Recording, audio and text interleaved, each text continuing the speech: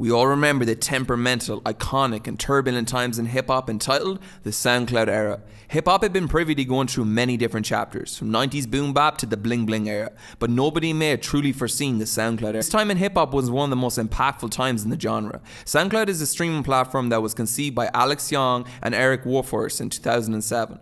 The premise was to offer a place where artists could connect with each other. They believed that sound is a fundamental part of how people are social and wanted to make a flexible, free platform where this could be done. Within a few clicks, one could share their ideas around the world for free. This would revolutionize music forever. In 2011, groups such as Raider Clan and Odd Future would be known to kick off the initial SoundCloud rap era, but it wouldn't be to about 2013 that the lid would be fully lifted off the genre. From here to 2019, rappers such as Lil Peep, XXXTentacion and Juice WRLD would begin to spring up. But what was so different about this rap? DIY, do it yourself. Up until now, most rappers would go to a studio to record, which meant spending hundreds on recording and getting the song mixed. The process was time-consuming, expensive, and often lethargic. Rappers such as Lil Peep began to get cheap recording equipment and software such as Fruity Loops and began recording rough and gritty songs that would be uploaded to SoundCloud sometimes hours after their inception. While the songs lacked what the industry would deem a winning product, such as a clean mix, fans rejoiced in the raw authenticity of the music. With the middleman being cut out, artists could release their art to the world with one click of a button. This meant abundance. It's estimated that Lil Peep dropped over 167 songs from 2014 to 2017.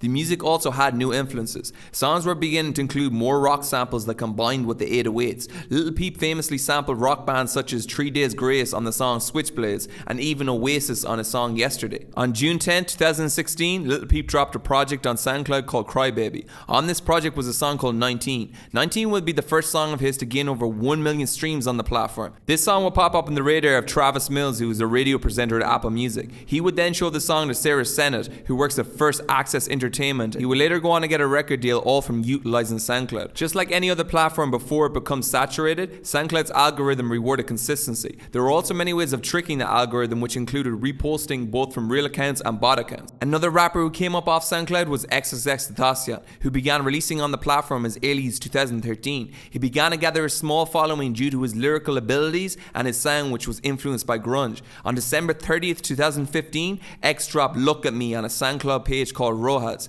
which was X's friend and producer of the song. The cover of the art was comedic and the song would later catch fire in the underground scene. The Sonics made an apocalyptic, distorted anthem. X would later go on to build momentum by creating beef with Drake after Drake stole the flow. The song is now the second most streamed song on platform with over 210 million streams. As well as this, X would utilize the freedom of the platform, dropping songs such as I Spoke to the Devil in Miami, He Said Everything Will Be Fine, which was raw raps over piano. This was unexpected. It was a breath of fresh air into the genre. Artists of the SoundCloud era were less concerned with complex lyrics and more in emotion and melody. An artist such as Lil Uzi Vert began labeling himself a rock star and not a rapper, as he felt his sound and lifestyle resembled more of a rock star. This didn't sit well with the so-called gatekeepers of rap. While it seemed that this generation was completely different to past generations of hip-hop, they weren't really. You see, the SoundCloud era encouraged rappers to drop almost overwhelming amounts of music. Hip-hop is built on the hustle mentality. Rappers such as Gucci Mane and Lil Wayne paved the way to drop multiple projects a year. The younger generation were simply taking inspiration. And we have to remember how pivotal Lil Wayne is to the younger generation. Everything from the appearance to the style of music. In DJ Khaled's God Did, Lil Wayne said this: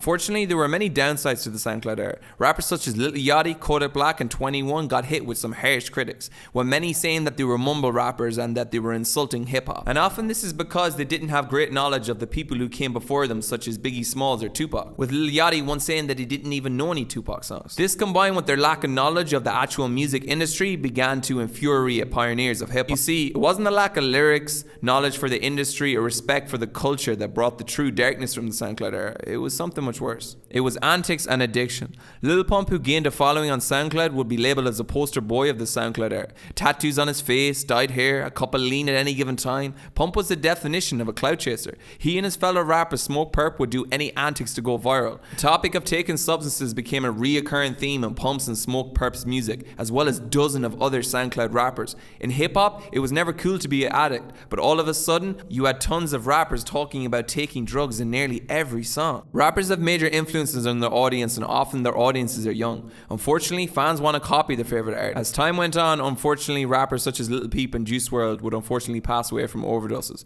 This would have a profound effect that would eventually stop drug usage being such a prominent subject on the music. RIP for both. As well as this, rappers such as Smoke Perp and Lil Pump buzz began to diminish. People were sick and tired of their antics. There was no growth in the music, and the fans didn't want to listen to it anymore. I mean, older pioneers in the genre such as Joe Budden and Funk Flex did try to warn them, but when they tried to warn them, they were far too aggressive. There is no doubt that the SoundCloud era gifted us some of the best artists to ever grace hip-hop, but it also left a path to destruction. Either way, the time was legendary.